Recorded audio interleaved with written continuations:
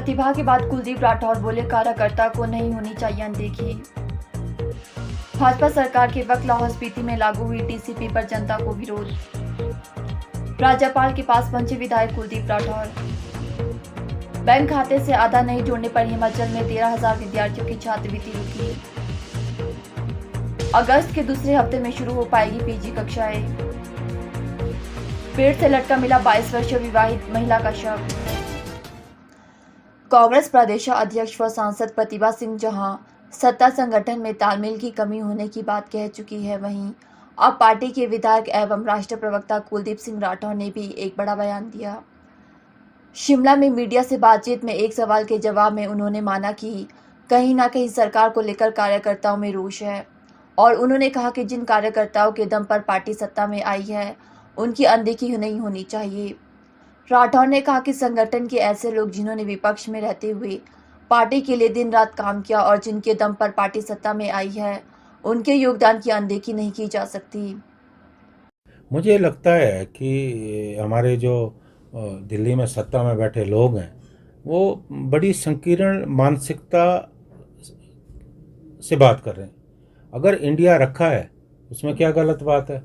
और मुझे लगता है कि कहीं ना कहीं जो विपक्ष की एकता बनी है और इतने जो हमारे राजनीतिक दल हैं जो विपक्षी हैं वो इकट्ठे हुए हैं, अगर आप वोट परसेंटेज देखें तो लगभग 60% से ज़्यादा वोट जो है वो सरकार के खिलाफ पड़ा है।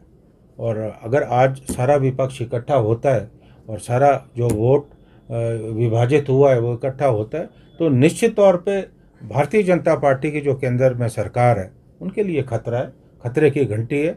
और मुझे लगता है कि इसलिए विचलित होकर जो है हमारे प्रधानमंत्री हों या भारतीय जनता पार्टी के या दिल्ली में सरकार में बैठे जो नेता हैं वो इस तरह के बयान दे रहे हैं। क्या लगता है कि जो इंडिया नाम से क्या दिक्कत होनी चाहिए?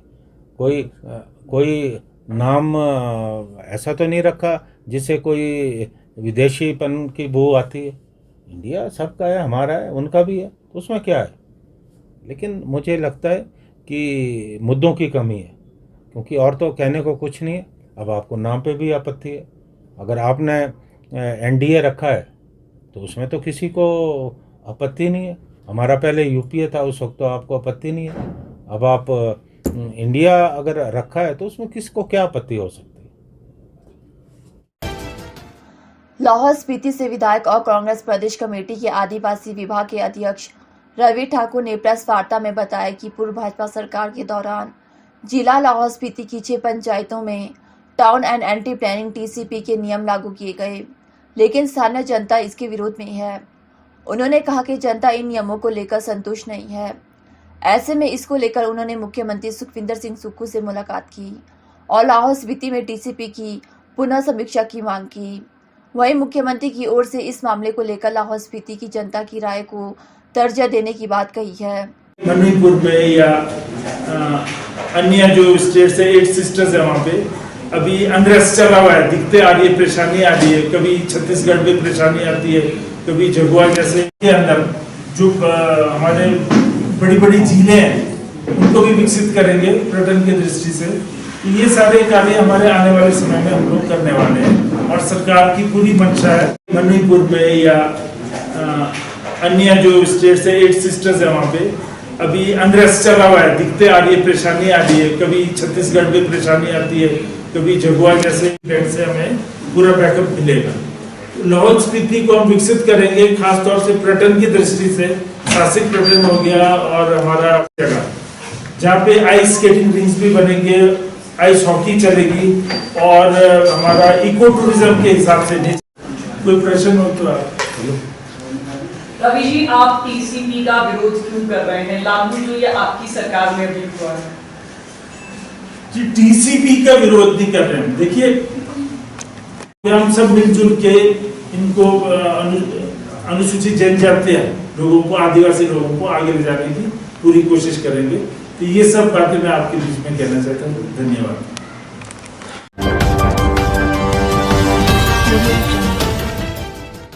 हिमाचल में आपदा से भारी नुकसान हुआ है और खासकर कुल्लू, मंडी, शिमला में जान माल का भारी नुकसान हुआ है और अब तक 8,000 करोड़ों का नुकसान हो गया है। शिमला जिला में भी बारिश ने कहर बरसाया।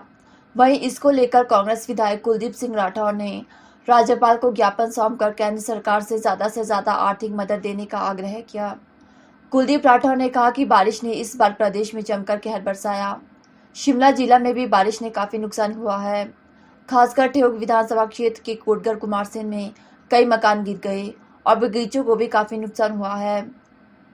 देखिए, यूँ तो पूरे देश में नुकसान हुआ है और हमारे प्रदेश में भी नुकसान हुआ है, और ख़ासकर हमारा जो ज़िला शिमला है वहाँ बहुत ज़्यादा नुकसान हुआ है। और मेरा जो चुनाव क्षेत्र है, क्योंकि काफ़ी दिनों से मैं वहाँ दौरे पे हूँ और मैं जो भी प्रभावित क्षेत्र है वहाँ स्वयं गया हूँ और मैंने जाकर देखा है कि बहुत ज़्यादा लोगों का नुकसान हुआ है। हमारे कई जगह पे जो मकान है वो ढह गए हैं। लोगों को रहने की हमने अस्थायी व्यवस्था की है। कुछ लोग ऐसे भवन हैं जो असुरक्षित डिक्लेयर हुए हैं और वो लोग जो है अपने रिश्तेदारों के घरों में ठहरने के लिए मजबूर हैं। और हमारे जो सेब के बगीचे हैं वो कई जगह पर जो है बिल्कुल नष्ट हो गए हैं। तो बहुत बुरी स्थिति है।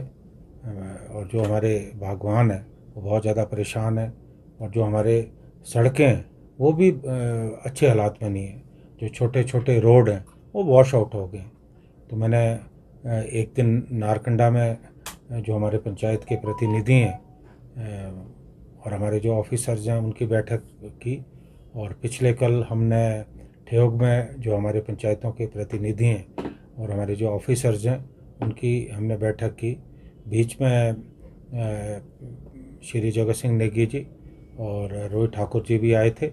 उन्होंने भी मेरे क्षेत्र का 4-5 पंचायतों का दौरा किया।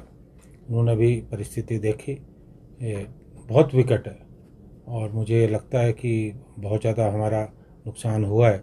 हमने अधिकारियों को निर्देश दिए हैं कि जितनी जल्दी हो सके मार्ग खोलें। मार्ग खुल भी रहे हैं, लेकिन क्योंकि लगातार बरसात हो रही है, कई बार होता है कि रास्ता खुलता है फिर से रास्ता जो है बंद हो जाता है। जो प्रभावित परिवार है उनको भी सरकार की तरफ से जो उचित मुआवजा है वो दिया जा रहा है। और हमारा जो रेवेन्यू डिपार्टमेंट है वो पूरी रिपोर्ट इकट्ठी कर रहा है, और जो भी नुकसान हुआ है वो नुकसान की रिपोर्ट जो है सरकार को भेजेंगे। और हमें पूरी आशा है कि प्रदेश सरकार जो है जो भी प्रभावित हमारे किसान और बागवान हैं उनकी जो है मदद करेगी। आज मैं महामहिम राज्यपाल महोदय जी से भी मिला और उनको भी मैंने जो हमारे क्षेत्र में नुकसान हुआ है मैंने उनको जानकारी दी, और उनसे भी मैंने अपील की कि वो अपने प्रभाव का इस्तेमाल करें और जो केंद्र सरकार है उनसे बात करें ताकि हिमाचल के लिए जो है ज़्यादा से ज़्यादा राहत मिल सके।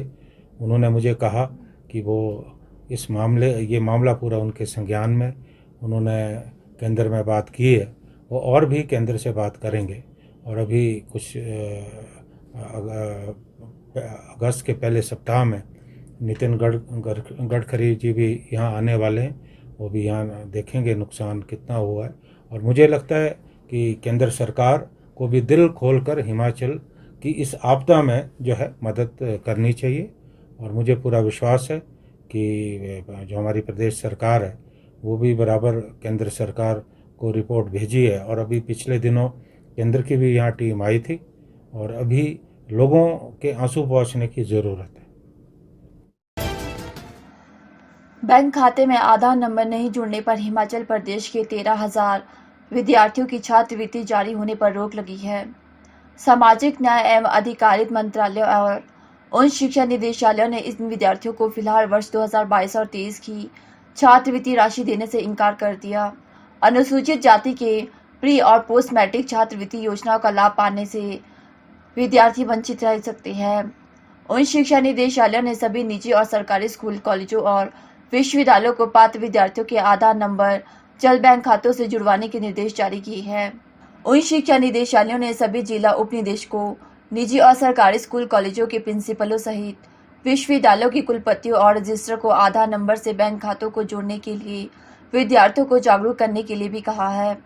उच्च शिक्षा निदेशक डॉक्टर अमरजीत कुमार शर्मा ने बताया कि शैक्षणिक सत्र 2022 और 23 के दौरान प्री मैट्रिक छात्रवृत्ति योजना के तहत अनुसूचित जाति के 7,000 विद्यार्थियों और पोस्ट मैट्रिक योजना के तहत इसी वर्ग के 5,000 विद्यार्थियों की छात्रवृत्ति जारी नहीं हुई है। उन्होंने कहा कि जिस बैंक में विद्यार्थी ने खाता खुलवाया है वहां जाकर आधार नंबर को बचत खाते से जुड़वाया जा सकता है। उच्च शिक्षा निदेशालय ने छात्रवृत्ति प्राप्त कर रहे विद्यार्थियों को किसी अन्य शिक्षण संस्थानों के साथ अपने बैंक खाता नंबर, आधार नंबर और किसी भी प्रमाण पत्र को साझा नहीं करने को भी कहा गया है। बीते दिनों निदेशालयों की शिकायत मिली है कि साइबर ठग छात्रवृत्ति राशि हड़पने की कोशिश कर रही है। हिमाचल प्रदेश विश्वविद्यालयों का नया शैक्षणिक सत्र इस बार करीब 1.5 हफ्ते देरी से शुरू होगा। एचपीयू ने नए सत्र की प्रवेश प्रक्रिया को पूरा करने के लिए 5 हफ्ते तक की समय सीमा तय की है। इसके बाद नए सत्र के प्रथम सेमेस्टर की कक्षाओं का शेड्यूल जारी होगा। ऐसे में अगस्त के दूसरे या तीसरे हफ्ते में कक्षाएं शुरू हो सकती है। हालांकि इस बार एचपीयू ने पीजी प्रवेश प्रक्रिया को ध्यान में रख यूजी अंतिम वर्ष का परीक्षा परिणाम बिना मैट्रिक की समय पर घोषित कर दिया था। इसके चलते छात्र तय शेड्यूल के अनुसार पीजी कोर्स की काउंसलिंग में अपीयर हो सके। 31 जुलाई को विवि के सभी विभागों में नॉन सब्सिडाइज श्रेणी की सीटों की काउंसलिंग की प्रक्रिया पूरी हो जाएगी। 5 अगस्त तक मेरिट आधारित और प्रवेश परीक्षा आधारित पीजी कोर्स की प्रवेश प्रक्रिया को पूरा करना ही होगा। इसके बाद कुलपति की विशेष अनुमति के बाद ही पीजी में प्रवेश मिलेगा। इस बार पीजी की काउंसलिंग और पीजी कोर्स की सेमेस्टर परीक्षाओं के कारण भी नए सत्र की कक्षाएं देरी से शुरू होने की वजह रहेगी। पीजी की सेमेस्टर परीक्षाओं के लिए बनाए गए परीक्षा केंद्रों के कारण कक्षाओं के लिए क्लासरूम का अभाव रहेगा। इसके साथ ही विवि के विभागों और प्रोफेशनल कोर्स की प्रथम सेमेस्टर की कक्षाएं शुरू करने की तैयारी रहेगी। कुछ विभागों में दूसरे हफ्ते से ही कक्षाएं शुरू हो सकती है। जिला बिलासपुर में सदर थाना पुलिस क्षेत्र के तहत नोआ गांव में एक दर्दनाक हादसा पेश आया। यहां एक विवाहित महिला का शव पेड़ से लटका हुआ मिला। मृतक महिला की पहचान 22 वर्षीय रीमा कुमारी पत्नी किरण कुमारी के रूप में हुई है। पुलिस ने शव को पोस्टमार्टम के लिए भिजवाया है और साथ ही घटना के संदर्भ में मामला दर्ज कर आगामी कार्यवाही शुरू कर दी है। महिला की सास कमला देवी ने 16 जुलाई को सदर पुलिस थाने में रीमा देवी की गुमशुदगी की रिपोर्ट दर्ज करवाई थी। जानकारी के मुताबिक नोआ गांव के पास स्थित बलैखट के पास एक व्यक्ति घासनी में दवा स्प्रे कर रहा था। व्यक्ति की नज़र अचानक एक पेड़ पर पड़ी जिस पर महिला का शव लटका हुआ था। यह विवाहित महिला 16 जुलाई से लापता थी। वहीं सूचना मिलते ही पुलिस की टीम ने मौके पर पहुंचकर मामले की जांच शुरू कर दी है।